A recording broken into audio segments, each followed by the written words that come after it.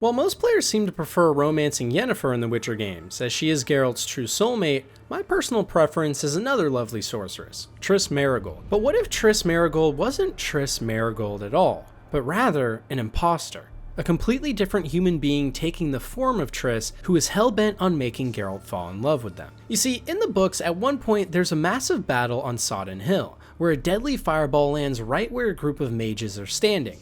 Amongst these mages are Triss Merigold and many others, including Lydia Ned, better known as Coral. And she was only able to survive with horrible scarring to her body that made her almost unrecognizable, which were later healed. But what if that survivor wasn't Triss Merigold at all, but rather Coral? For starters, Triss was described as having chestnut hair and blue eyes, but in the games, we see Triss actually having red hair and green eyes. And guess who also had red hair and green eyes? Coral. We find further evidence in the books too if we follow them in chronological order, because in the novel Sword and Destiny, we learn that Geralt simply thought Triss and himself liked each other, but nothing more. But in the follow-up book Blood and Elves, which takes place after the event on Sodden Hill, Triss can be seen tossing and turning in bed at one point, remembering how much she loves Geralt and when she tried to seduce him. But wait a second, we never heard about Triss trying to seduce Geralt in previous books. But guess who we did? Coral. So could it be that Coral is actually assuming the identity of Triss Merigold after that fateful fight on Sodden Hill? Maybe, but then the question becomes why? Well, we know from the books that Coral fell madly in love with Geralt at some point, but that the feeling was not mutual, and this destroyed her inside. And we also know that Coral thought Geralt and Triss had a very strong love affair going on, when in reality, it wasn't as strong as she thought. So could it be that after the battle at Sodden Hill, Coral, or Lydia Ned, saw her chance to find her way into Geralt's heart again by becoming the woman she thought he loved? Seeing that the real Triss Merigold and all of the other mages had perished, and because of her extensive scars from the battle, Coral would have known she could have acted as if she was Triss Merigold, and during the healing process after the fact, could have slowly tried to form herself into as much of the image of her as possible, with the exclusion of her hair and eyes. In fact, another strange occurrence is that after the battle on Sodden Hill, Triss stopped wearing such revealing clothing, claiming that she was self-conscious because of her scars. But we can see from the healing process that they seem to have healed quite nicely. What if the real reason she didn't want to wear revealing clothing was because she was hiding something else? A fish tattoo on her lower body that would prove she was in fact Coral, not Triss Merigold. The reason she couldn't have gotten rid of this during the healing process is that Coral was actually allergic to the chemical mixture in the Witcher universe used to remove tattoos, as we learned in The Witcher 2. And this would also explain why Triss mysteriously gets sick leaving Kaer Morhen in the books, because maybe it was actually Coral and she was finally taking the mixture to get rid of the tattoos and barely survived in the process. So could it be that Triss Merigold is actually an imposter? Could it be that Coral was tricking us the entire time, trying to make us fall in love with a person who's been dead for some time now? In The Witcher 3, during one of the romance scenes with Triss, she actually takes Geralt to a lighthouse to watch ships. This is exactly what Coral did to Geralt in some of the older books. Triss also used hydromancy in-game, which is a rare form of magic that Coral was especially known for, not Triss. Another interesting coincidence, for sure. And finally, the smoking gun is that there's some dialogue scenes in-game as well, specifically with the Jade figurine, where Triss is referred to as Coral instead of Triss, which is later revealed to be an honest mistake. But what if it was actually CD Projekt Red trying to tell us something? To me, this is one of the most riveting theories out there. The idea that one of the women we can fall in love with in the games is actually a completely different woman who is masquerading as someone else in order to win us over. It paints the entire Triss romance and story in a different light. It's a lot more creepy when you realize she may actually be Coral, or it could just be that some of the lore between the books and the games didn't quite transfer over correctly. But to me, it seems pretty clear that regardless of what's going on with Triss, there's more than meets the eye. During my favorite quests in The Witcher, Through time and space, we get to take Geralt through multiple portals opened by Avallac'h to the worlds that have been decimated by the conjunction of spheres and the White Frost. And one of these, potentially the most interesting of all of them, is a toxic-like planet filled with red algae, massive rock structures, open valleys stretching miles, and a toxic mist that blankets the ground, hugging it close as it moves slowly through the environment. As to what exactly this planet was or what happened here, it's hard to say. But what we can tell is that this planet is no longer what it used to be. If you listen closely during the quest, near the ground you can even pick up on some sounds of supposed creatures hiding in the cavities of the soil. But even more captivating is the fact that something about this planet just feels off. At many times it almost feels like we are being watched by someone or something, and the more you look into and study the environment, the more you begin to realize that what we are looking at here is probably not just a normal world, but a world that used to be one massive ocean. Those red algae scattered throughout the ground are the exact same kinds we find on the ocean floor in the continent. And those massive rock structures start to make a lot more sense when you realize that they were probably underwater many years ago, instead of just somehow forming naturally on the surface. The real smoking gun here though is a massive fossil of a giant sea creature we can find on the ground floor. It looks like a whale or other type of massive aquatic mammal based on its shape and size, and it's obvious that this monster would have needed a healthy amount of water to survive, as moving on land with this shape and size would be nigh on impossible. Where this gets really crazy though is that we can actually find a matching fossil in The Witcher 3 as well on the continent, once again simply being a fossilized massive creature near a swamp. So what exactly is going on here? Well, the most likely answer would probably be that this giant whale-like creature used to be indigenous to this massive underwater utopia we traveled to. But during the conjunction of the spheres, some of them were thrust through a wormhole into the world of The Witcher, from which the ones that landed in the sea most likely survived, and those that landed on land were fossilized for future races to find, like us. Does that mean at one point massive whales were quite literally raining from the sky on the continent? And even more interestingly, could some of these creatures from this mysterious planet now actually be alive in the oceans bordering the continent today? Maybe some of the tales of travelers finding massive monsters at sea are actually humans stumbling upon interdimensional alien warlords whose planet is now a toxic wasteland. God, I love Witcher lore. After playing around some with the final installment of The Witcher 3, many fans began to notice that there were small amounts of new content that were being added into the game, a fun new quest, some new items, and a lot of little Easter eggs hidden here and there. But recently, just when it seemed like there was nothing new to discover, potentially the biggest revelation ever in the entire Witcher series was found.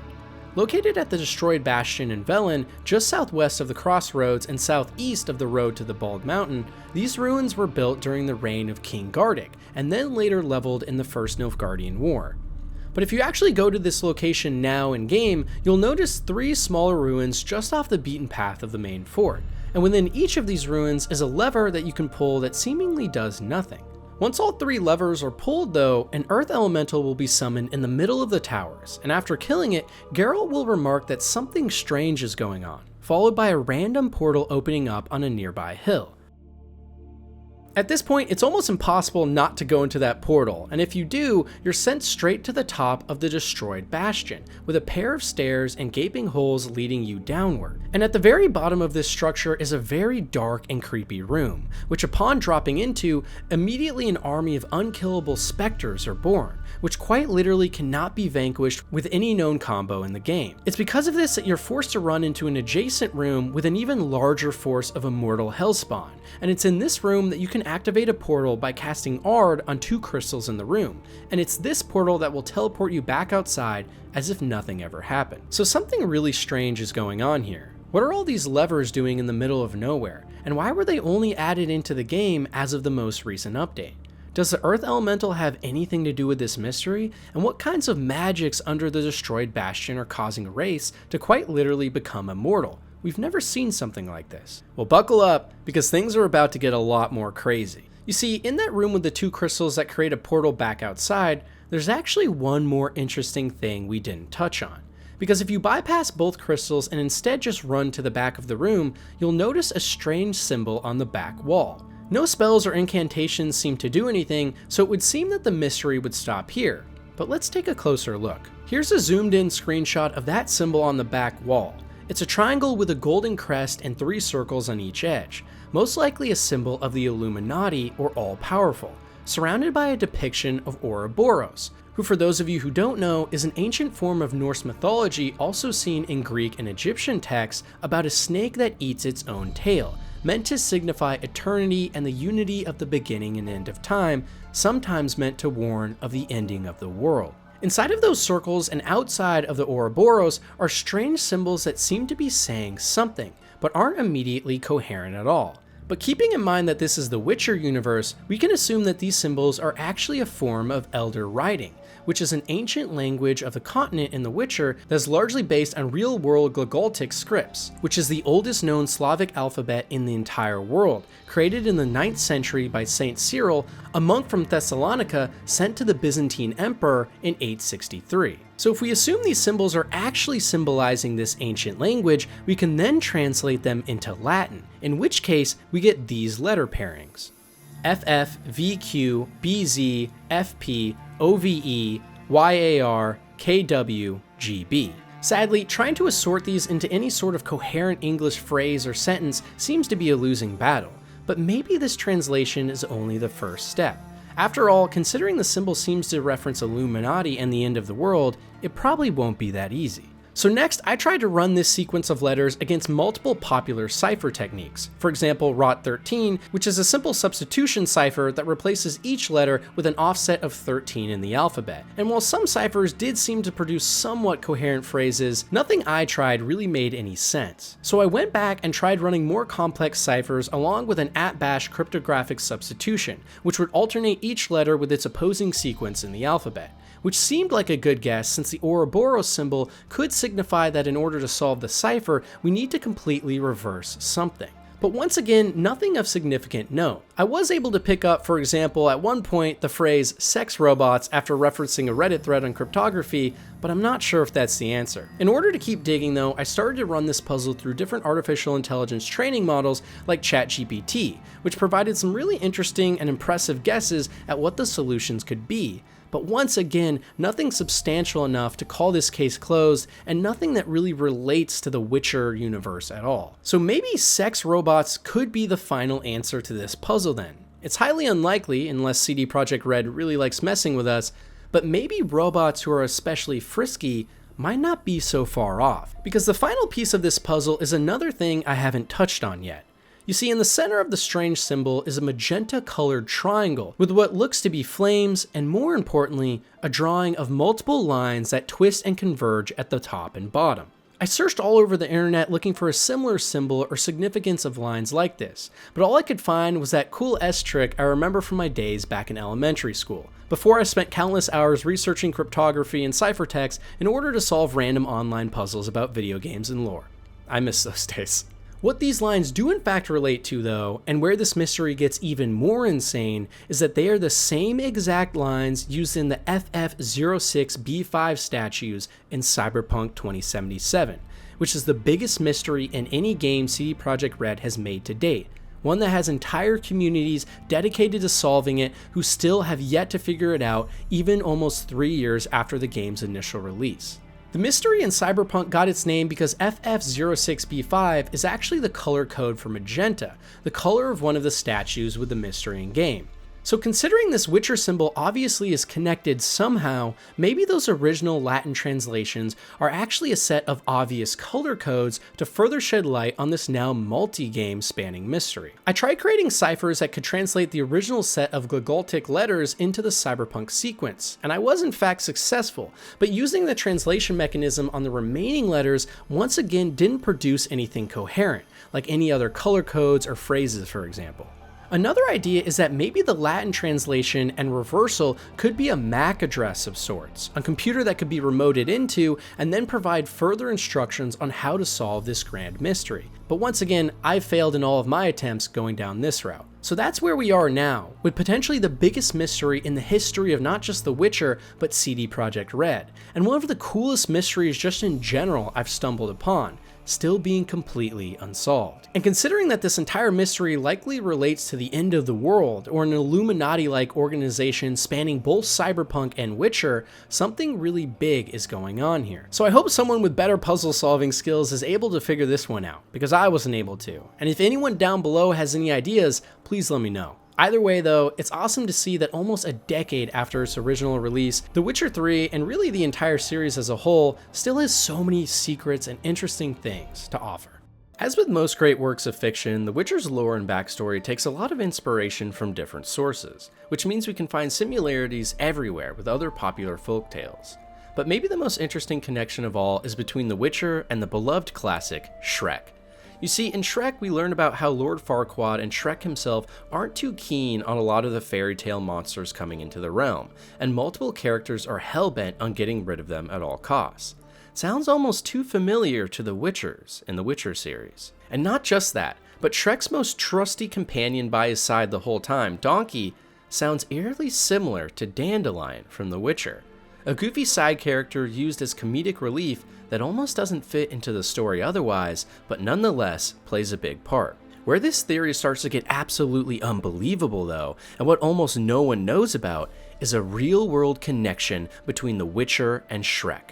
You see, one of the original technical leads on the Witcher 1 project was actually an avid fan of the Shrek series, which at the time was a massively popular franchise. And it was said that this led to a lot of inspiration for characters and world building we see to this day in the Witcher series. He was a raving fan of Shrek though, so much so that he actually started one of the biggest fan clubs online called It's All Ogre. And this is where it gets crazy, because many of the Witcher developers actually joined the fan club at the time, and as it grew, it eventually started to form into a cult of sorts, which horrifically in 2015 was actually indicted on human cannibalization and murder trials, where in South Dakota, a raving band of fat men painted head to toe in green called the Witchers attacked an entire town of I'm just messing with you guys. For anyone that's played The Witcher 3, you've probably grown a love-hate relationship with your trusty steed, Roach. He's one of the most loyal and dependable horses out there, except for when he's falling off hills or getting caught on objects smaller than your bank account. Nonetheless, Roach is one of the now fan-favorite characters in the entire Witcher series for a good reason, and is a vital part of the now beloved trilogy. What some players might not know about Roach though is that she's just one of many horses in Geralt's arsenal. You see, any horse that Geralt is currently using on his adventure throughout all the games and books is given the affectionate name Roach, but as to why, we aren't exactly sure. We know that Geralt prefers mares over steeds, which for those of you who don't know, mares are female horses and steeds male. But that makes us begin to ask why the seemingly male name then? Well, the original name for Roach actually stems from a Polish word for fish, and judging by the fact that CD Projekt Red, the creators of the Witcher game series, are based in Poland, that's probably what Roach is actually supposed to refer to more, a feminine fish from the sea, rather than a nuclear-resistant cockroach. But that still doesn't answer the question of why every horse is named Roach. Some in the community have begun to speculate that Geralt may use it as some sort of emotional blocker to not get too attached to any one horse, calling them all roaches to maintain them as nothing special in his head. While others have argued that maybe the name Roach has some sort of special significance we aren't yet aware of. In the Witcher 3 Blood and Wine expansion, during one quest after drinking a particularly strong mead, we have what seems to be a vision of Roach talking to us outside. Well, you're my human. Gotta be there when you need me. Yes, I'll be there for you, ooh, as the world falls down.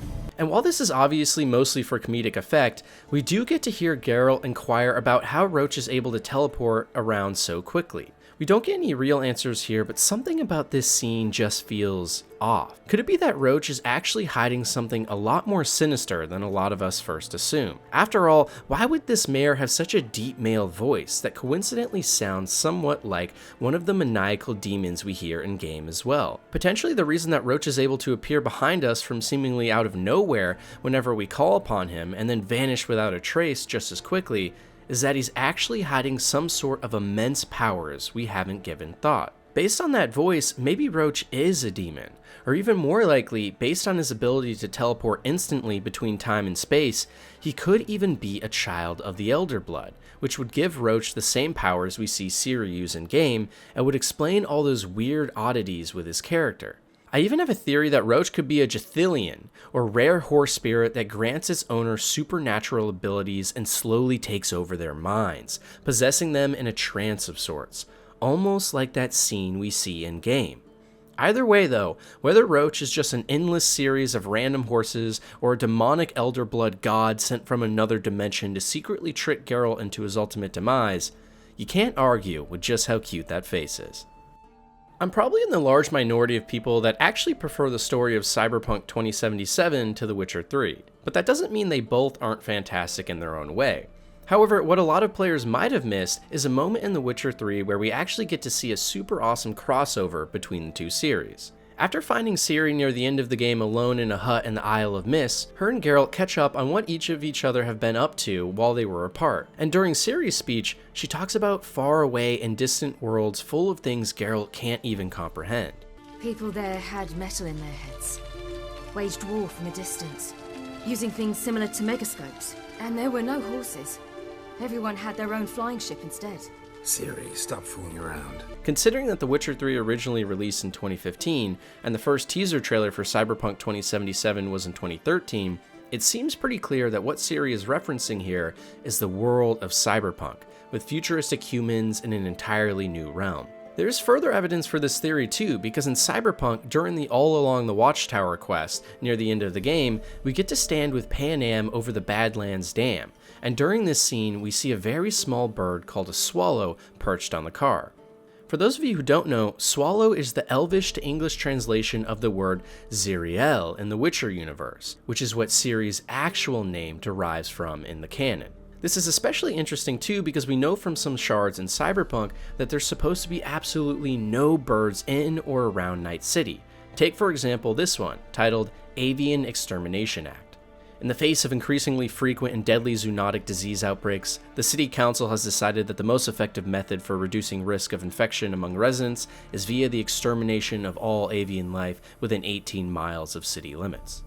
This likely means that the swallow on the car is a small Easter egg reference to Ciri being in the Cyberpunk universe during the time of V, and shows that there may be a lot more crossover potential between CD Projekt Red's two Juggernaut series in the future.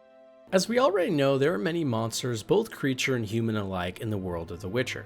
But maybe one of the most terrifying of them all was just under our noses the whole time. You see, we already know in our real world, cats, the objectively worst version of dogs, are hellspawn determined to make human lives a living nightmare. But what might come as a surprise is that in the world of The Witcher, it may not be so different. Cats have always played a weird role in the Witcher games, with many cutscenes specifically zooming in on cats in the environment that seem to be watching and following Geralt around. This has led to famous cats like Nibbles that appear all over the games wherever Geralt is, and Nibbles even made an appearance in Cyberpunk 2077 as well.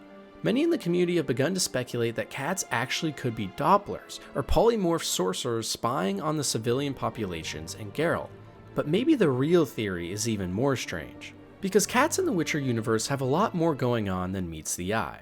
First of all, many times we see cats sleep where lines of power cross, something all other animals avoid religiously. And even more interestingly, cats are the only animals in game that are also able to absorb magic.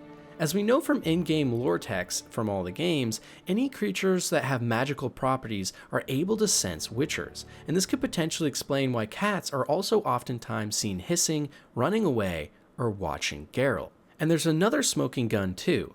Because in all of the games and books, we have never, in all of the extensive lore, seen any cats bearing a silver collar or object, instead only refusing to get near them. This is important because in the Witcher universe, all beasts are unable to bear silver and it weakens them, because they are impure creatures coming into contact with one of the purest forms of metal, silver, which coincidentally is why when fighting monsters in game, we use Geralt's second sword made of silver instead of the steel one we use for human engagements. And finally, in one quest in The Witcher 3, we actually can meet a man who believes he was cursed after trying to eat his cat, which once again makes us ask if cats are able to curse people out of their own volition. So it seems pretty clear that we are getting strong signals that cats in the Witcher universe are actually monsters just like any other. And if true, means we should be slaying these pesky felines whenever we come across them in game. And for all you cat lovers out there, get fucked. Nah, cats are cute. Sometimes. The world of The Witcher is full of many prophecies and omens that tell of great abundance or horrific downfalls of the future. But maybe one of the most important of all of these is known as Ithlinne's prophecy from the books. Ithlinne was a powerful elven prophet from long ago who predicted the ending of the world The Witcher takes place in, an event known as the White Frost, a cataclysmic ice age that would result in almost everyone dying. In the books, her prophecy reads as so: "Verily I saw unto you, the era of the sword and the axe is nigh, the era of the wolf's blizzard. The time of the white chill and the white night is nigh, the time of madness and the time of contempt. Ted Derrida, the time of the end. The world will die amidst frost and be reborn with the new sun. It will be reborn of elder blood, of Hen Ichar, of the seed that has been sown, a seed which will not sprout, but burst into flame." So in the books, it's said that 3,000 years after the events with Geralt and the characters we know and love, a great ice age would take over the planet and kill absolutely everything, only to be followed by a new sun being born that will bring about an entirely new age of great splendor and wonder. It's argued by some that the only way to stop this would be for the Elder Blood to be used to open up wormholes to another dimension and a world that everyone on the continent could travel to. But in the games, the White Frost itself actually takes a much different form. Because you see, in the games, the White Frost is actually a much more ephemeral force, whereas in the books it's simply a prophecy for one planet with no other significance. In the games, the White Frost is something more akin to godlike powers or divine intervention, where a never-ending cold snap is known to travel from planet to planet and plunge worlds into total chaos and desolate wastelands of frost for miles on end. In fact, in The Witcher 3, the NL Elves, or Wild Hunt, are actually trying to use Ciri to create a portal to the world the continent is on using her Elder Blood. That way they can escape their own world, which is currently being consumed by the White Frost. At the very end of The Witcher 3, we can see Ciri actually take on the White Frost herself, and somehow stops it from consuming our world, regardless of what ending we get. So while the books and games have a slightly different take on the White Frost, the core tenets of a powerful cataclysm destroying our whole planet is consistent. And if we believe the game's slightly more interesting take on this, it makes us begin to wonder what the White Frost even is. Could it be that the White Frost is actually a powerful god who seeks vengeance on worlds who have sinned, or maybe just worlds that have lived too long? Is the White Frost something that is bound to happen on every planet in every dimension? And if it is, then how exactly did Ciri even stop it? Because we never actually learn about what she did. Even in the Empress ending where we do get to see her again, we get no closure. So maybe this is something that will be touched on in The Witcher 4, and I certainly hope it is, because it's one of the most interesting and potentially massively important plot points in the entire series, because without understanding the White Frost properly, it may just lead to the downfall of not only the entire human race, but the entire history of one of the greatest fantasy worlds of all time. With just as Ithlinne's prophecy foretold, a new world being born of a son of fire, with all of our past, including Geralt's, being gone forever. A harrowing idea, for sure. The Witchers are some of the most feared, yet also sought after people on the entire continent of the games and books, and that's for good reason. You see, the Witchers are bred for one thing and one thing only, and that's monster slaying. And considering just how many strange and varied creatures there are across all of the lands since the conjunction of the spheres, the service Witchers provide is invaluable for many average folk protecting themselves, as well as powerful kings and political leaders looking to gain an edge over their opponents. And while there are many rumors on the earliest days of the Witchers and how they began, what we do know for sure is that almost all of Witchers in history, in order to become one of the revered fighters, have to go through many trials that usually result in death. Predominantly as children, young wannabe Witchers would first need to undergo what is called the choice, where they would decide to embark on the path to becoming a Witcher, learning to follow a strict diet of mushrooms, mosses, and herbs, all while undergoing grueling physical training. Even in this first step, many recruits would die due to liver or heart failures as well as madness, but things would only get worse for those that did make it past the choice. Because after this, young Witchers would undergo three main trials: the Trial of the Grasses, the Trial of the Dreams, and the Trial of the Mountains. In the Trial of the Grasses, a recruit would be tied down and tortured on a table while injecting countless chemicals and herbs, including nightshade, speargrass, and wolfsbane. On top of this, excessive amounts of mutagenic elixirs were mixed into their blood as well, which results in the recruits screaming in agony for days on end, with only a very small portion of them even surviving the process entirely. For those that do survive, they gain the mutagens Witchers are known for, along with increased and lightning-fast reflexes, slower aging, and sharper senses. classes. After this, the recruits must undergo the Trial of the Dreams, where supervising druids and mages will force them into a series of psychedelic visions meant to hone trainees' abilities, including the ability to see during the night. Sadly though, this trial also is what results in all Witchers becoming sterile, no longer being able to have offspring.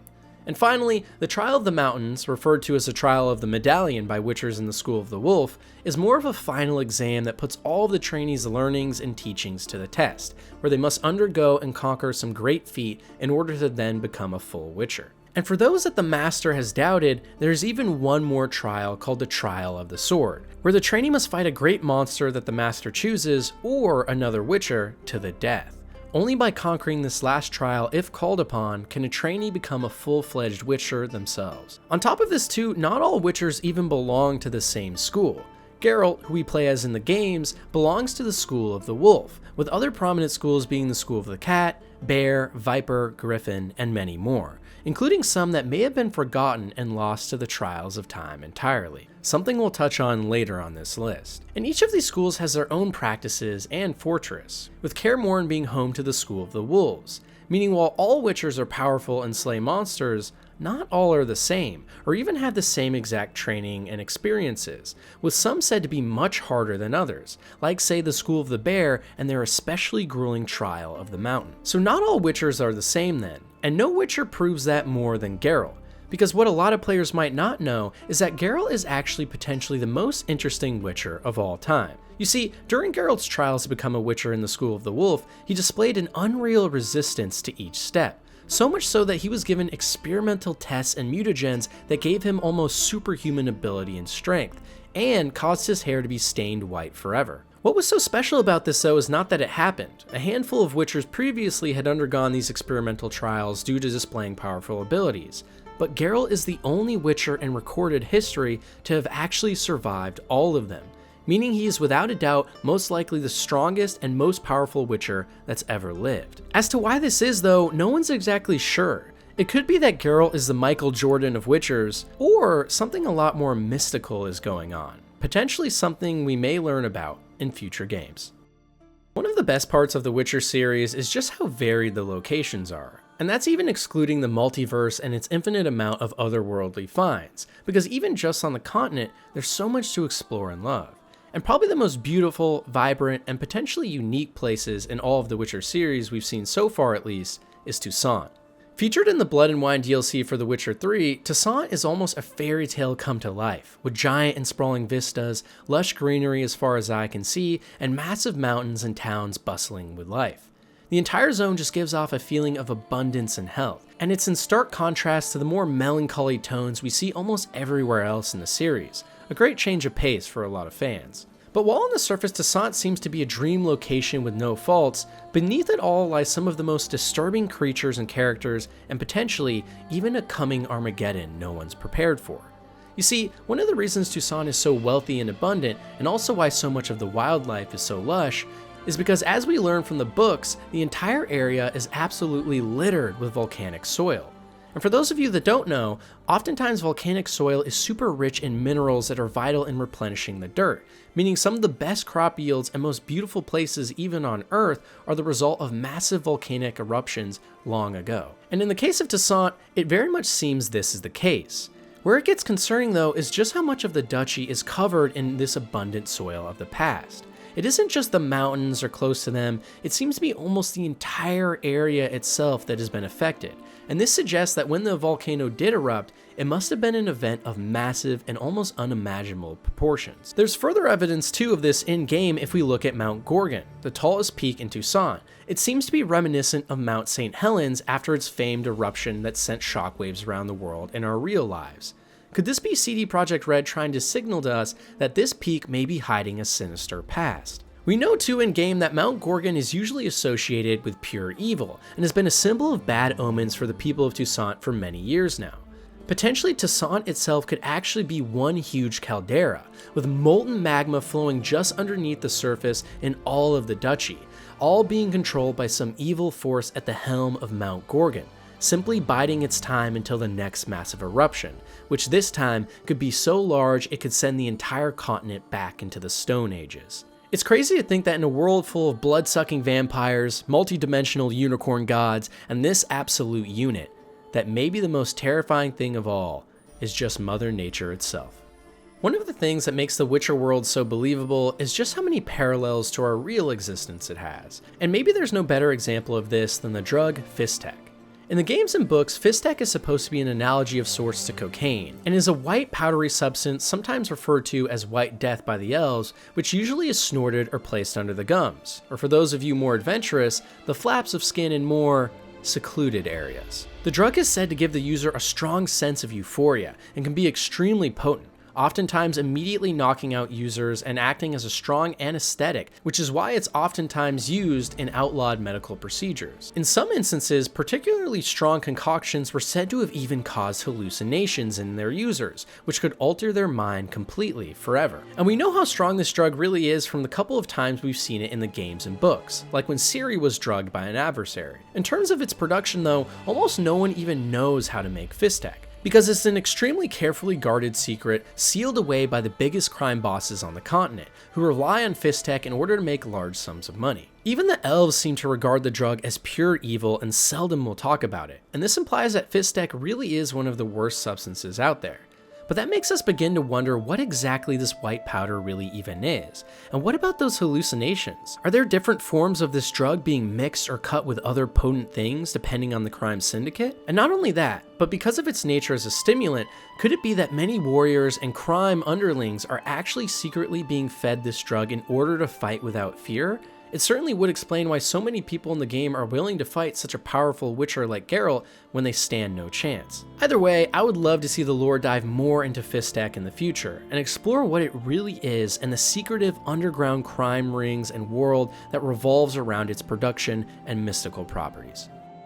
While the Witcher games for the most part have done a great job of staying true to the source material from the books and the events that happen there, that doesn't mean that everything has carried over. And one of the best examples of this is one very notable character, known as False Ciri. False Ciri, or Cirilla Fiona, in the books was a refugee and war orphan who looked almost exactly like the real Ciri. And it's because of this that she was used by multiple powerful leaders or groups to try and protect the real Ciri and her immense powers, acting as a decoy of sorts that would lead people astray. Considering just how powerful Ciri is as well, with her elder blood and ability to instantly teleport between different dimensions, having an imposter like this could prove absolutely invaluable in making sure she doesn't fall into the wrong hands. In The Witcher 2, we actually find a letter to the Nilfgaardian Emperor Emhyr that mentioned the false Ciri, but besides this, we never actually get to see or hear about her in any of the other games, and in The Witcher 3 specifically, she seems to have been forgotten about entirely.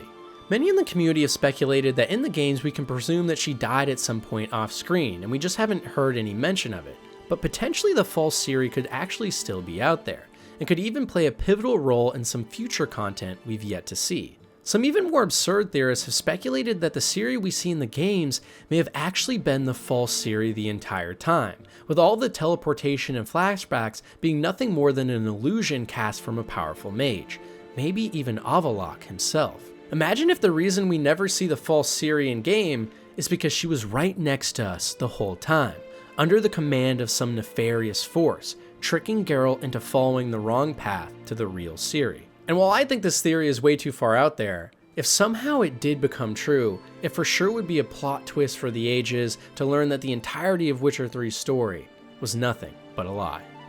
To me, some of the most fascinating lore and theories in any game I cover always seems to focus more on what we don't know rather than what we do. And some of the best places that can pull at the fabrics of our imagination in that sense are lands not yet discovered. And in the case of The Witcher, we have that in droves. As we already discussed, the Witcher games take place on the continent, or massive landmasses bordered by a sprawling sea to the west and south, as well as imposing and inhibiting mountain ranges to the east and north. Because of this, the only actually fully mapped out regions and zones are those of the Nilfgaardian Empire and free northern kingdoms.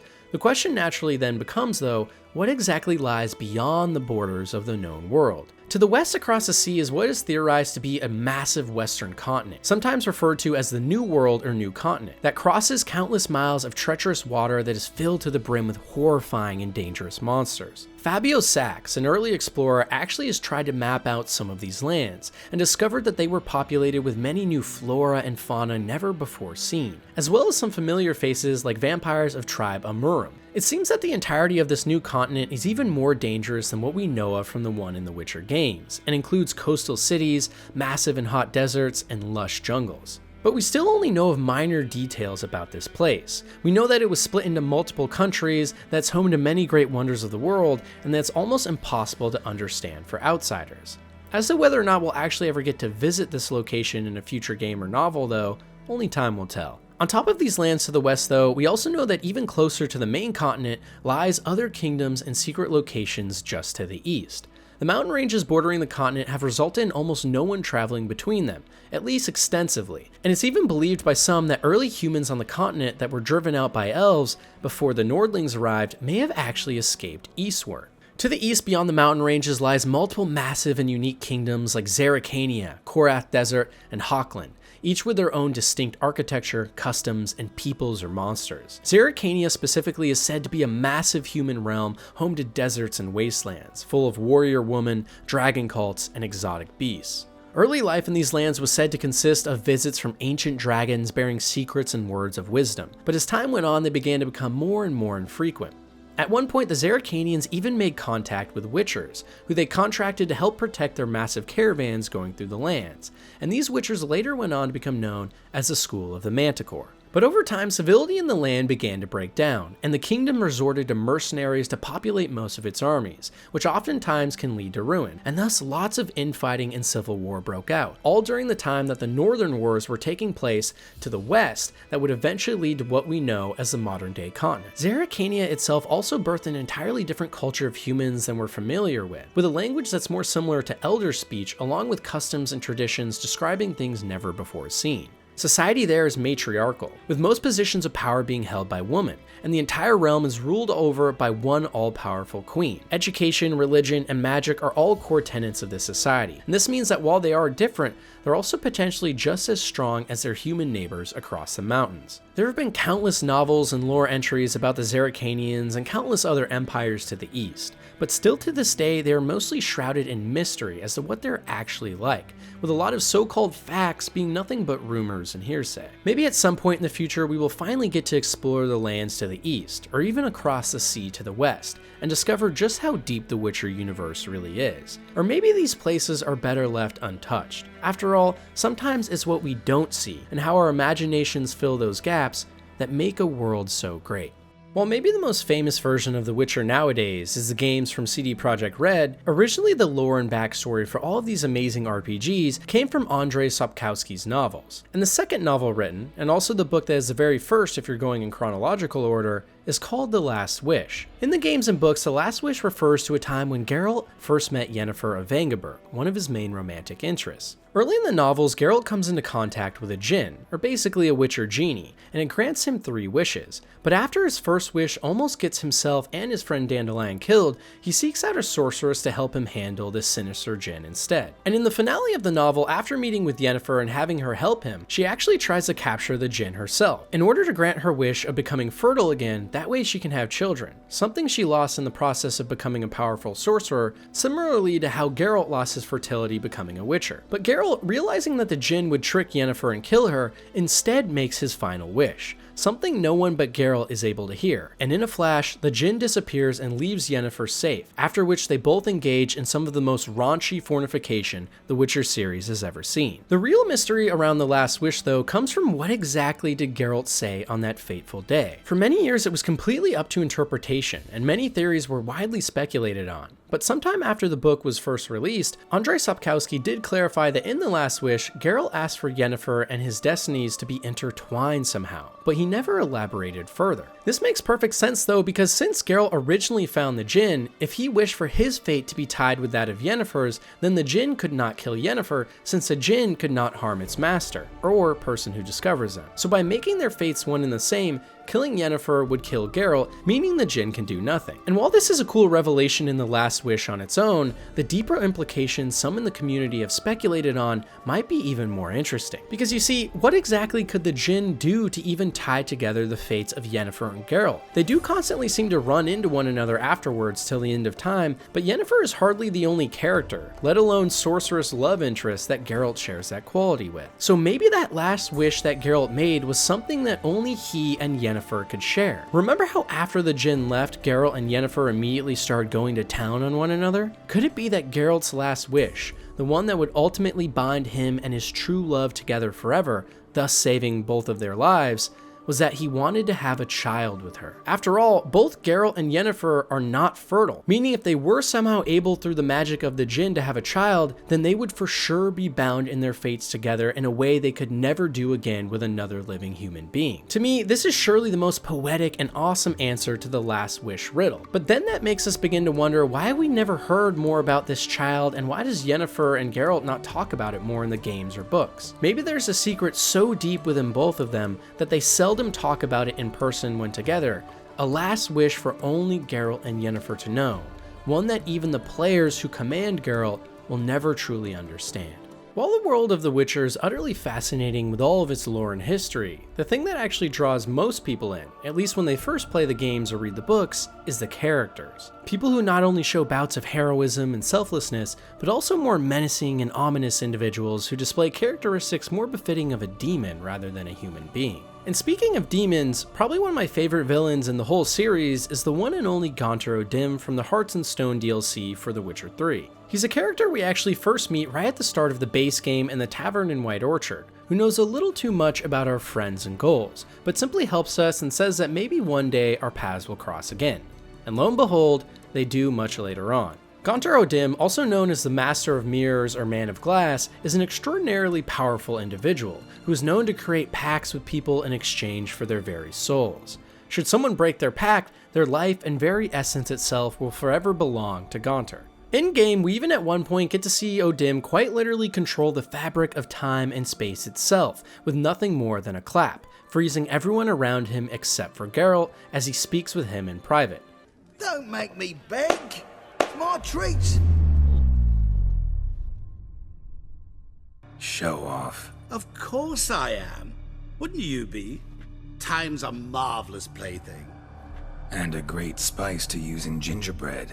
So, you were listening. So obviously this mysterious man is more than meets the eye, and his powers and fixation on souls has led many in the community to believe that he may actually be a very powerful demon that is running rampant on the continent. We even in-game get to hear some characters like Shakeslock exclaim that Gaunter is quite literally evil incarnate, and could wrought destruction for the entire world.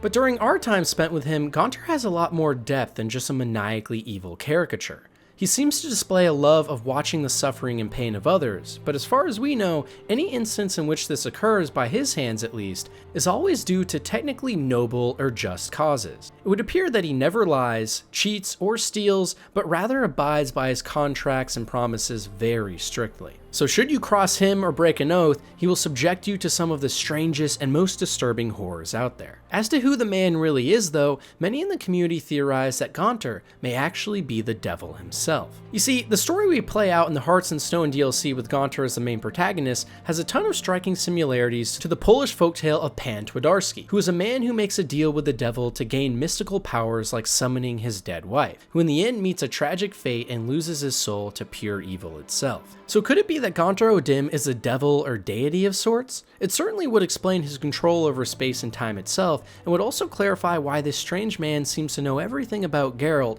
even before meeting him. Another piece of evidence for this theory is actually the man's name itself, because the 3 letters that start each part of Gaunter O'Dimm's name actually spell out God, which could be another hint that we are dealing with an all-powerful force here.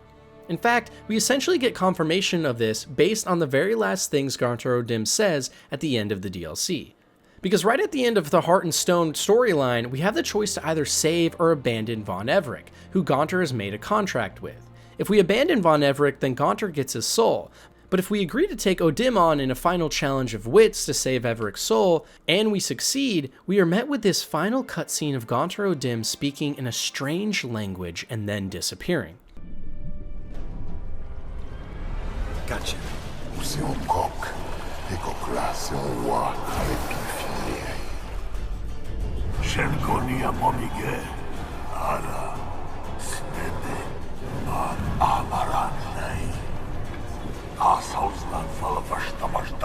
Begone, you've lost.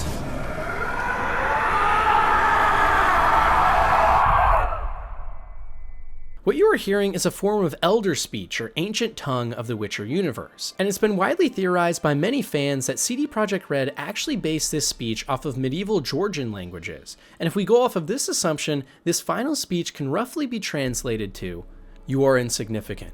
You think you have defeated me, but you are wrong. I can't be killed. I will be back." This foreboding final message from O'Dim seems to imply that he will return at some point. And even more, if what he's saying is true, then surely O'Dim is some sort of all-powerful deity, potentially even God or the devil themselves. But we still have so many questions about this mysterious character. Is Gaunter actually an evil incarnate, or is his real purpose much more deep? After all, he only seems to hurt people who have hurt others. But then the question becomes, why is he even doing all of this in the first place? We also know that Gaunter heavily relies on trickery, always granting a wish exactly as people say it in words and not as they intended it. Could he potentially be some sort of manifestation of life and consequence itself? After all, it seems that everyone O'Dim goes after is someone who foolishly is saying things they want without realizing the consequences. So maybe O'Dim is merely a manifestation of the human condition and its failures of hubris, and his control over time and space can be explained because Gaunter O'Dim is time and space itself, which also would explain why he can never be killed, because he's an idea, not a man. This would also fit really well with many ancient portrayals of Satan and the devil in Christianity, where he was originally supposed to be a being that craved justice and consequences instead of just being maniacally evil. Either way, while we still don't know who exactly Gaunter O'Dim is, it's clear that his motives and intentions aren't so black and white. And considering how things are left off with his character, it's clear we might see him in an upcoming sequel or game, which I would love to see. Because sometimes the best villains are ones who always just leave enough room for you to think they might just be doing something good. One thing that seems to be a staple of the majority of medieval and fantasy worlds nowadays is that they almost always appear to be stuck in one time period. While there's thousands of years of complex and gripping history and lore of different empires and magics that envelop the world, the thing that seems to be sorely missing is a real sense of progression. It's almost like no matter what happens, and no matter how many advancements are made, society itself will always be in the same rigid medieval structure that we've grown to be familiar with. But in The Witcher, there's a lot of signs pointing to the fact that the entire continent and series may be on the verge of a massive scientific revolution that could fundamentally change everything. For starters, in the Witcher universe, vaccines and antibiotics, or ways of preventing sickness, are becoming common. In the third game, for example, we can actually help Keira Metz find the cure for the Catriona plague, which is actually just the real-world bubonic plague that Ciri brought to the Witcher world after visiting our own and bringing back a diseased flea. Another example of scientific advancement is places sprouting up like Oxenfurt University, which is home to advanced lectures on math, literature, alchemy, and medicine, all while incorporating lots of seemingly enlightened philosophies like a focus on arts and beauty. Could it be that the Witcher universe is actually on the verge of its own renaissance? On top of this, there's so many new inventions and technologies being worked on throughout the lore, like large-scale teleportation devices Yennefer mentions in the games and books, and even a Professor Oppenhauser at Oxenfurt who successfully made a working perpetual motion machine before it was destroyed when the sorceresses took down Stygia Castle. All this could point to the fact that the Witcher universe is taking from different time periods in our real world, and also that during the conjunction of the spheres, maybe some of this technology and knowledge was ported over. But I like to think that also this really is a turning point in the Witcher universe for the continent to start its own sort of enlightenment that may eventually lead to large-scale machinery and computers. Maybe during The Witcher 6, we'll even be fighting with rocket launchers and machine guns. I'm not sure that would go over well with fans.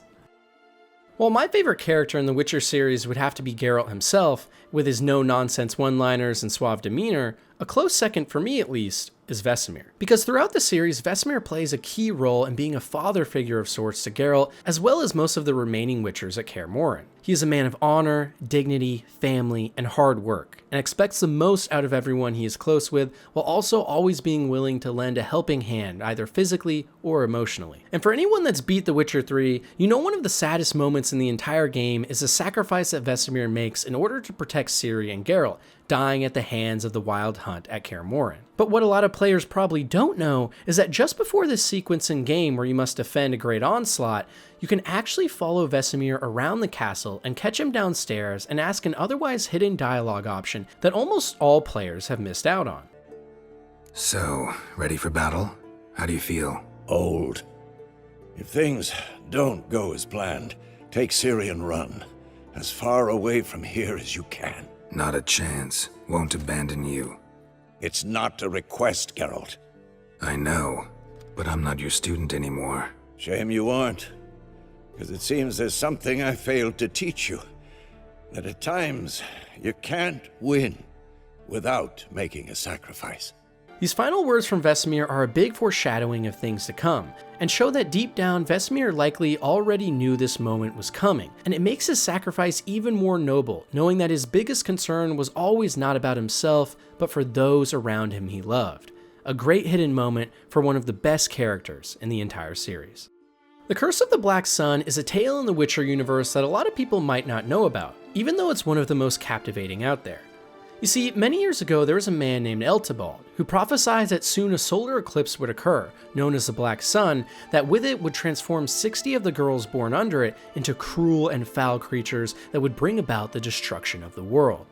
He was a genius and sage to some, and to others nothing but a rambling and maniacal elder who had fallen into madness due to some ailment. But Eltebald was adamant from his studies of ancient Dock tombstones and Wozgor necropolises that this mythology would come true. And this omen led many in the surrounding communities to live in constant fear of the event. So when the next solar eclipse did in fact occur, with the sky turning black, many exclaimed that the prophecy was coming true and that the evil goddess Lilith was to rise again and purge humanity.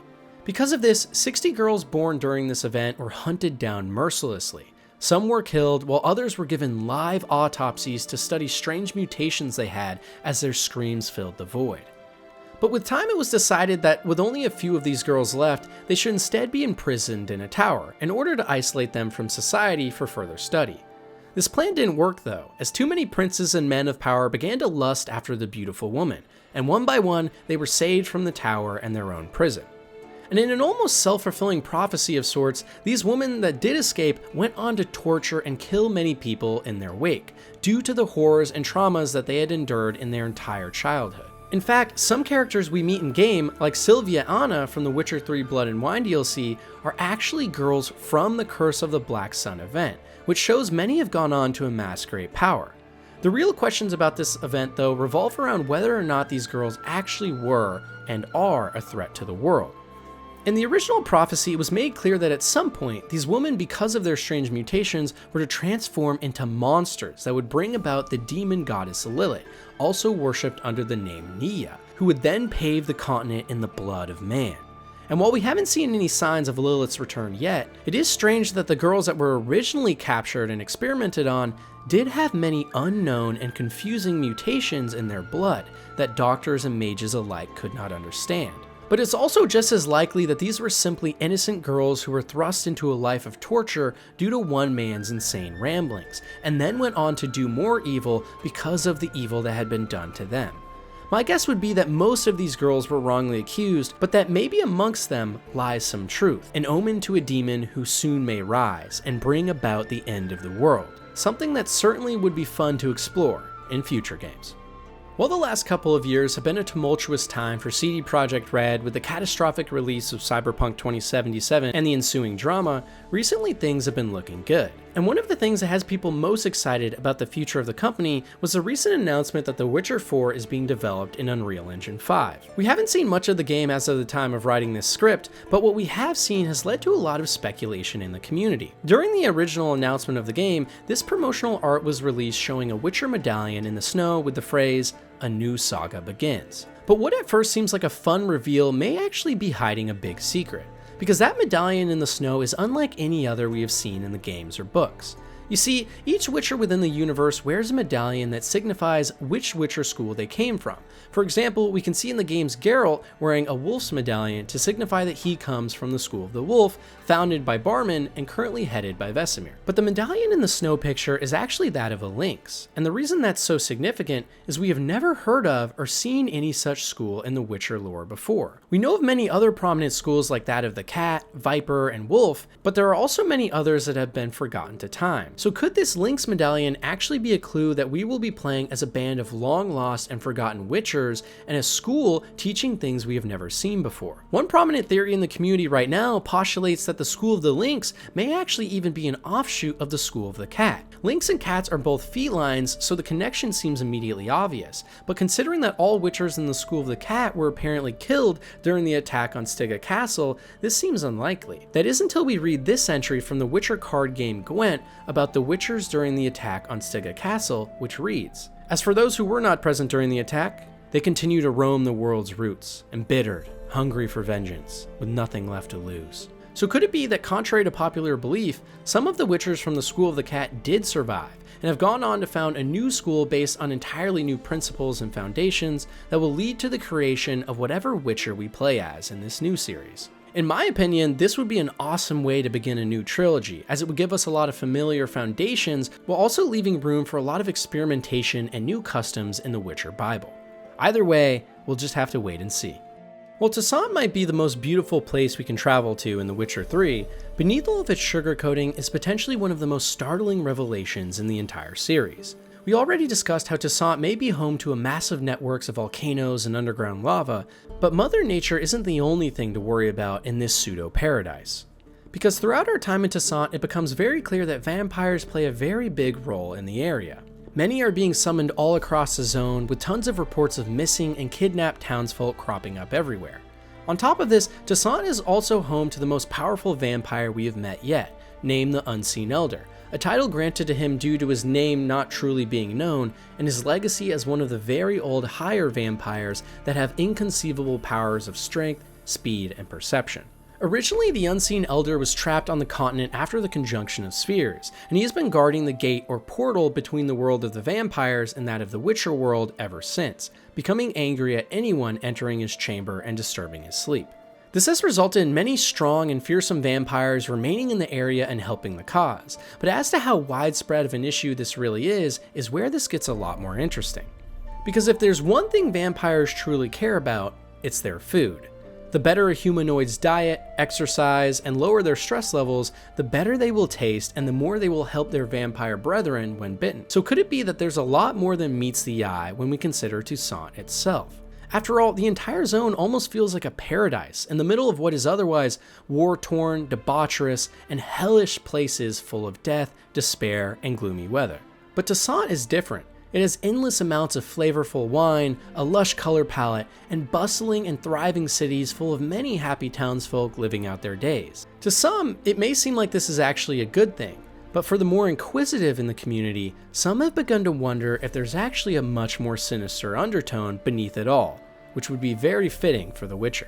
You see, if you read a lot of the lore entries in game revolving around vampires, it seems clear that Toussaint was one of, if not the first places they settled on the continent, meaning they have been around forever. And over time, the zone has only gotten better and better, while even some of the areas surrounding it directly have succumbed to hardship. Could it be that the vampires that originally came to Toussaint are using it as a sort of breeding ground for themselves, luring in unsuspecting victims by fostering the growth of a paradise of sorts, where the wine is always flowing, the people are always happy, and most importantly, everyone is healthy and fit and in confined areas, the perfect kind of environment for vampires in the universe. Maybe what at first looks like a fairy tale come to life is actually nothing more than one of the most dark and twisted zones we've seen in the Witcher series yet, with entire cities of townsfolk happily living out their lives without knowing that their real fate is to be consumed by all-powerful higher vampire lords that have set up a trap to breed absolute behemoths of war. This would also explain the unbelievable amount of underground tunnels, ruins, and caves beneath Toussaint, as potentially these early vampires have been planning out this facade for some time now. On top of this too, we know that vampires themselves even enjoy wine and blood together, so the massive production of wine in vineyards would have been a big reason for them to stop here in the first place. But regardless of how true this theory really is, ideas like this are, to me at least, what make the Witcher series so great, and get me excited for future installments that might even add more lore and backstory to otherwise mysterious zones. In most fantasy universes, large portions of the entire planet seem to be mapped out or understood. But one of the most fascinating things in the Witcher series that leads to a lot of it being such an engrossing world is just how much we don't know too. You see, the games and books of the Witcher series, so far at least, have all taken place in just one small part of an entire planet, in an area called the Continent. The Continent is home to the major ruling factions that we know and love of the Northern Kingdoms and Nilfgaard, and these lands are home to a variety of mountain ranges, fertile and open valleys and farmlands, as well as a huge assortment of biomes full of mythical monsters. To the north lies the Dragon Mountains, affectionately named so with a large amount of dragons that call it home, and it is said beyond these mountains lies entire kingdoms full of riches and powers that we know little about. To the east we find a handful of massive mountain ranges that extend all the way from the north to the south, including the Blue Mountains, Fiery Mountains, and Tir Rakar, the home of the gnomes.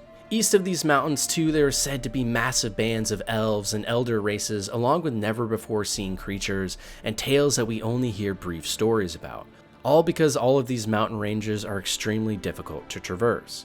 And finally to the west we find the Great Sea, which is said to split the entire continent from even more massive and impressive undiscovered land masses to the west, full of even more crazy and interesting secrets on this mysterious planet. Based on research from the books, as well as other points of lore from the Witcher creators, it's been speculated by some that the entire continent landmass might look something like this, but from the games and books we only have a better understanding of this specific area here. As to what else is hidden on the entire planet, your guess is as good as anyone else's. But what makes the Witcher universe so amazing is just how little we know about the entire world and its secrets, and just how much more awesome lore this fantasy tale could be hiding. Luckily for us though, what we do have too is absolutely great. In the continent to the south lies the kingdom of Nilfgaard, which is ruled over by an emperor who is hell-bent on conquering as much land as possible. So much so that Nilfgaard now occupies almost half of the known continent, the entire southern portion, and is constantly looking for ways to take over more of the northern lands. Conquered lands' kings are established as vassals to the emperor and must live under the rule of Nilfgaard. And just above Nilfgaard, separated by the sprawling Amell mountain ranges, lies a series of powerful and independent northern realms, all of which hate Nilfgaard only slightly more than they hate each other. The four most powerful kingdoms of the north consist of Redania, Temeria, Kaedwen, and Adarn. Redania is known for its capital at Tratogar, along with its great Oxenfurt universities, and most prominently its trade port at Novigrad, full of riches and splendor. Temeria, their rivals to the south split only by the Great Pontar River, are known for their powerful military force and tactics, led by the king at the capital of Vizima along with some of the most well-known mage schools on the entire continent. To the east lies Kaedwen and Adarn, also both split by the Great Pontar River. Kaedwen is the largest of the four kingdoms, but is also home to the harshest conditions and lots of mountain ranges, which has resulted in many of its people becoming very hostile towards non-human races. Kaedwen is also home to the Witchers, some of the fiercest and most feared fighters in all of the continent. And finally, Adarn is a kingdom ruled from its capital of Vengerberg, which has allied itself to the powerful kingdoms of Lyria and Rivia to the south to form one super conglomerate of forces and power. But beyond the four main kingdoms also lies a small selection of other lands ruled over by small assortments of power. To the east of Temeria lies the bundle of kingdoms including Sidaris, Karak, and Verdun, which all are home to non-stop conflicts and fights for power, each at one point becoming completely ruled over by one of the larger four main kingdoms. To the south lies Sintra, which borders against Nilfgaard and thus in recent history has been on constant high alert against Nilfgaardian aggression. But luckily they have formed an alliance with the Viking warlords to the west on the island of Skellige, which has the strongest navy in the known world. And finally to the north are the neighboring kingdoms of Povis and Kovir, full of rich port cities and mercenaries, as well as a conglomerate of duchies, or lands ruled over by dukes, to the east known as the Hengeford's League, formerly a part of Kovir's Eastern Alliance before uprisings occurred. For those of you who are curious, by the way, here's a look at all the locations that we've been to in the Witcher games up to this point. You can see all the favorites of Witcher 3 like Skellige to the west, Kaer Morhen in the northeastern mountains, and places like Novigrad and Oxenfurt in Redania and Vizima in Temeria. In The Witcher Tales Thronebreaker, we also get a good look into Queen Meve of Lyria and Rivia, some of my favorite lands in the entire series. But regardless of your favorite place in the continent, the actual lore and history behind The Witcher is so fascinating, and it's a big reason why so much of the political intrigue and just general storytelling in the games and books is so good, because the world it's based on is so deep in and of itself. And we are only just getting started, because the world is home to a lot more than just human kingdoms and their infighting. After all, The Witcher is all about monsters. Many fans' favorite part of the Witcher series is just the simple adrenaline rush of hunting down a new and terrifying monster, one that we've never seen before that poses a huge threat and maybe even greater rewards. And while we have had the pleasure of fighting many horrifying and fantastical creatures in our times playing the games, only a select few are truly unforgettable in their own way, and there are even more monsters we have seldom or never seen that are super fascinating as well. One of my personal favorites of these rarely seen monsters is the werewhales and werepigs. Not too dissimilar from werewolves, the werewhales and pigs are much less known adversaries and each have their own distinct features.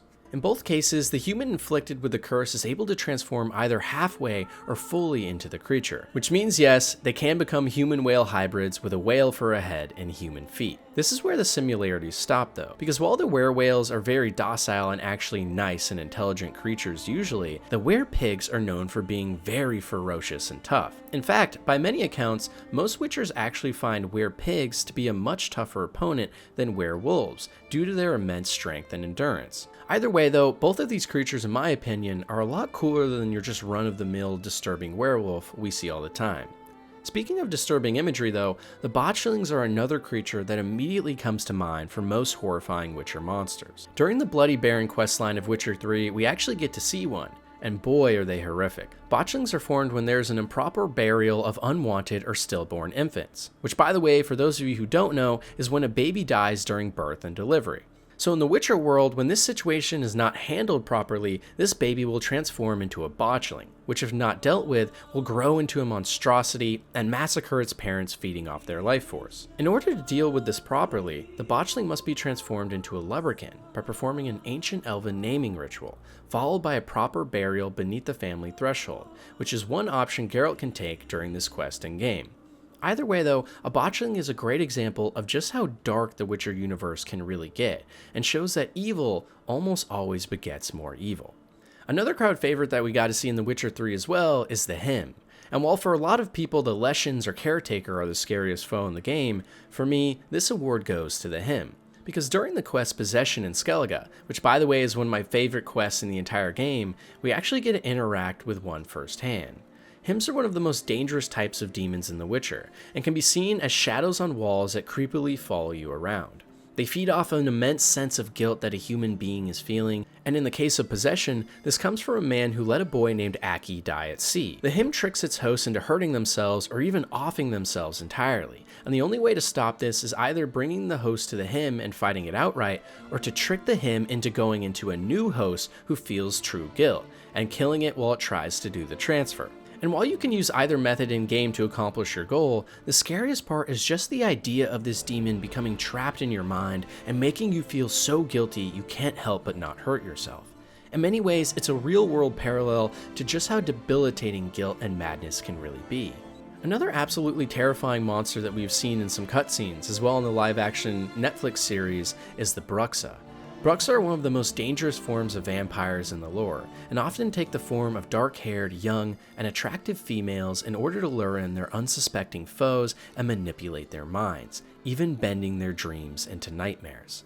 The Bruxa's true form is actually that of a bat-like creature, the size of a human with super sharp fangs and claws that is exceptionally agile. This makes the Bruxa a very hard foe to deal with, and that is assuming you are able to even identify one properly, as it has been reported many times that women have been falsely accused of being Bruxa, only to meet an unfair early end. Should you get the chance to fight one though, only a silver sword can cause damage, and Bruxa can take an extensive beating before going down, meaning Witchers are one of the only people on the continent who can actually take down one single-handedly. And finally, maybe one of the most rotten creatures of all, and very unknown to most fans, is the Zeugl, something we only saw in The Witcher 1. Zeugles are known to inhabit and grow in sewers where they can grab anything in sight and funnel it into their enormous and teeth-ridden maw, from which their acidic stomachs will disintegrate anything instantly. They are large, almost potato-looking creatures that smell horrible and look even worse, and love to hide in dark environments where they are known to make blood-curdling screams. This makes them one of the most difficult monsters to deal with in general, and require great proficiency in order to actually best them, especially considering they are immune to almost all sword blows, regardless of if they are steel or silver. Removing the tentacles of the beast is the first step in taking it down and rendering it helpless for further punishment, but that is only assuming you are able to even get that far in the first place. The continent are areas we know and love from the Witcher games, while fascinating, are only a very small look into the riveting history of the landmass. Because you see, long before humans conquered these lands and created the Nilfgaardian regimes and northern kingdoms that are constantly in conflict, there were so many other ancient and elder races that forged the world we now see today. Over 3,000 years before the arrival of the original humans, the continent was a very barren and desolate wasteland. That was until the very first sentient races started to form on the landmass and create societies. The strongest of these was known as the Vran, which were an extremely intelligent race of lizard men who created massive and sprawling cities full of gold and wealth with roads that stretched across hundreds of miles in every direction. Side note, by the way, now that I've done a lot of these icebergs, it's funny that almost every fantasy world starts with a race of hyper-intelligent lizard men that forge society and live in secret, and also they all have other similarities too, like an order of ancient warriors with magic abilities that you play as in game. If anyone knows where this all originally stems from, I would love to know. My guess would be Dungeons and Dragons or Lord of the Rings, but I'm not sure. But anyways, along with these Vran lizard men were some other sentient but less powerful races like the werebugs, which were furry creatures with curved ears and extremely small in size that lived in constant fear of the Vran. And for over a millennia, this was how the societies of the continent were structured, with the Vran having supreme power overall. But around 2,500 years before the humans first made contact on the continent, the dwarves and gnomes also made landfall, with the gnomes coming some time before the dwarves, each with some mysterious origin we're still not completely aware of. The gnomes and dwarves were both very short in stature, but while the gnomes were more skinny and agile, the dwarves were very beefy and strong, known for their prowess in battle. Both races were skilled in metallurgy, with the gnomes being the most famed of all across the continent, even in the modern days of the Witcher games. And dwarves also had some of the most massive and powerful forges to create some of the most devastating weapons in the entire landmass. The gnomes structured themselves in more communal and small tribes, while the dwarves created massive networks of rigid societal structures to gain power.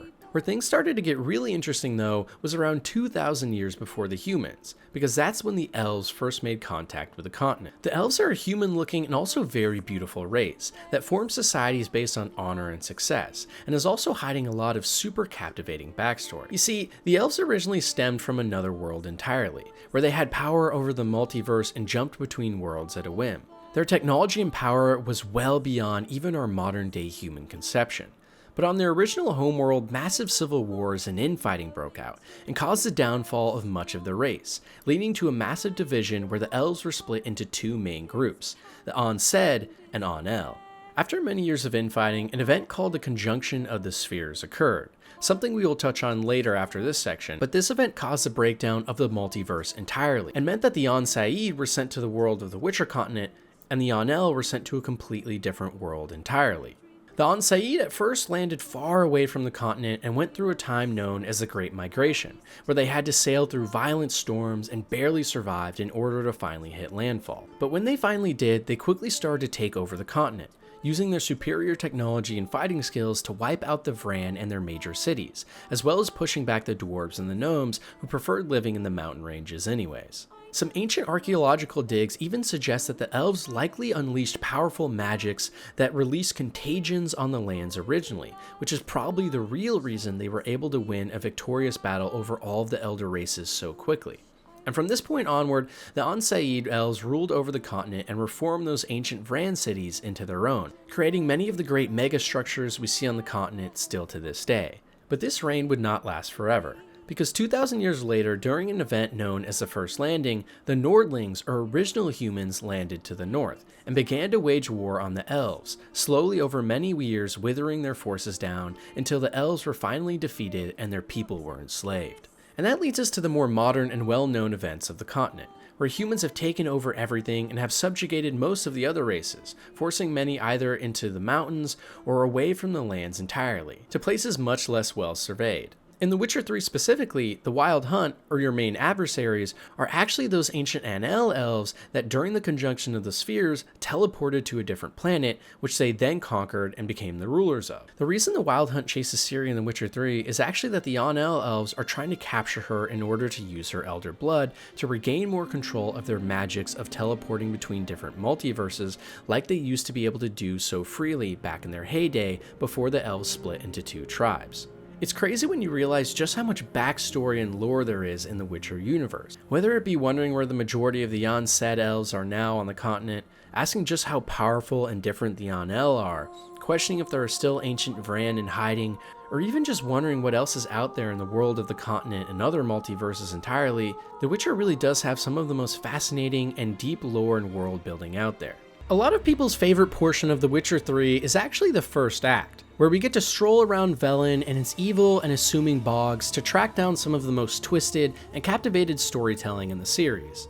But whatever your capstone moment is for the story in this zone, it probably revolves around the Crones. Also known as the Ladies of the Woods, the Crones are 3 witches that live in a cabin in the swamps of Velen, and use different humans as hosts to communicate and do their bidding. During the main questline with these Crones, we actually have an opportunity to either free or kill their arch nemesis in the lands, a strange and seemingly evil spirit of a long-lost druid stuck in a great tree. This demonic force, referred to as the Mother in the quest text, asks Geralt to free it, and if you do, it will in turn free the orphans that the Crones have under their control, but this will also result in the death of the Bloody Baron and others most likely. Should you choose to help the Mother under this giant tree called the Whispering Hillock though, one of the things the spirit will ask for is a black horse, which is significant because that makes this story directly relate to lots of Celtic folklore about Mother Nature itself, in which stories of a black horse signify death and dark forces. On top of this, in Celtic lore, great trees would also be named by druids of each tribe and watched over meticulously. And not only that, the black horse in Celtic lore is the patron animal of the Elder Tree, a tree of great power and grandeur, a tree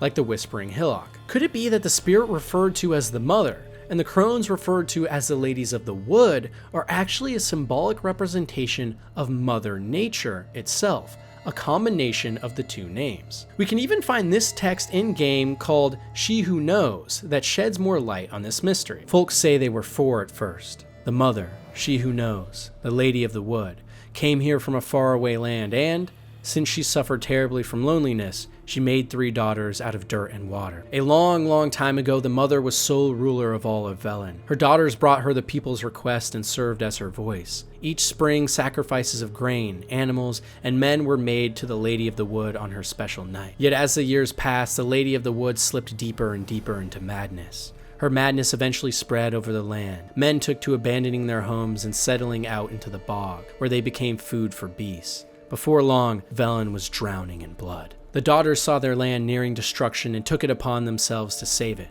When spring came once more, and with it the night sacrifices, they killed their mother and buried her in the bog. Her blood watered the oak atop Ard's Serban. And from then on, the tree grew wholesome and hearty fruit for the people. As for the lady's immortal soul, it refused to leave its beloved land, and so the sisters imprisoned it. To this day, it lies trapped beneath the Whispering Hillock, where it thrashes about in powerless rage. Could it be that at one point the Crones crossed nature itself or some all-powerful druid? And if so, what sort of power could this being actually have to the point that it could rule all of Velen and the Crones alike? What exactly is the Mother, and by releasing her, what have we set forth onto the world? Well, if it's Mother Nature itself that the Crones captured, as the Celtic lore would imply, then we are likely to see many great and horrific things alike in the future.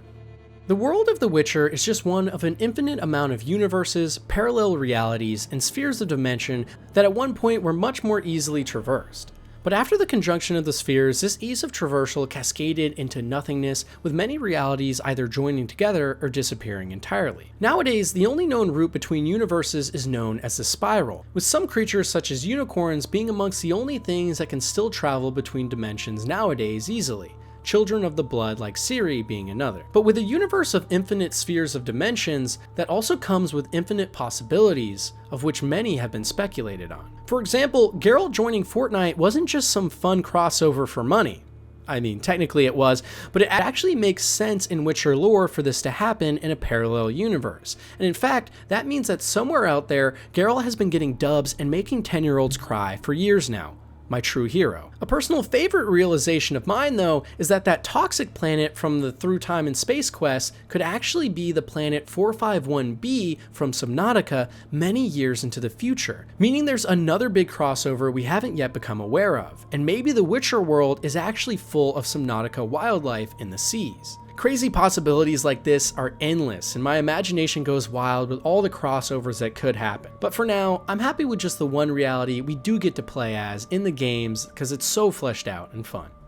Most of the love for the Witcher series probably comes from the third game. And it makes sense. It's the biggest release the series has had to date, and it's one of the biggest RPGs ever made in general. And at the time, it quite literally revolutionized the genre and just how good games could be. But that doesn't mean everything else about the game series isn't great too. Whether it be all the books, live action shows, or the first two games as well, most of the art created in the Witcher universe so far has been great. For me though, the one thing that everyone seems to be sleeping on in the Witcher series is The Witcher Tales Thronebreaker. It's a game based entirely around the card game Gwent, where you must lead Queen Meve of Lyria on a conquest to win her kingdom back, all while meeting with many different people and creatures alike. It tells one of the most riveting stories in the entire series, and the writing is just as good as any of the best quests from Witcher 3. But for me, what makes it even better is the gameplay. While on its initial release, I always found Witcher 3 to be boring to play, only changing my opinion there in the recent next-gen edition, Thronebreaker from day one has been one of the best experiences I have ever had in card games, bar none. And I get that not everyone is into card games, but I truly beg anyone who's listening to this, if you're even sort of interested in Gwent or Witcher alike, you have to try this game. Because it's a shame that it never got the sequels that were originally planned and that it deserved, and that it didn't get more love. It has those same compelling, morally great choices from the mainline series with awesome consequences that this time also affect gameplay, since someone leaving or joining your group could mean you gaining or losing some of your most favorite and powerful cards alike in battle. The writing is immaculate, the art style is superb, the story is riveting the whole way through, and the gameplay really makes you think about all of the choices you're making, because not only do they impact the story fundamentally, but also how you play the game itself. I no joke think this is one of the best RPGs ever made, and I personally like it even more than The Witcher 3, and that's including the next gen edition. It's the game that originally made me fall in love with this universe, something even the all-time mainline greats couldn't do at first. So maybe the biggest theory of all is just why one of the greatest games ever made didn't get the love it deserves, and how such a great product never got its time to shine.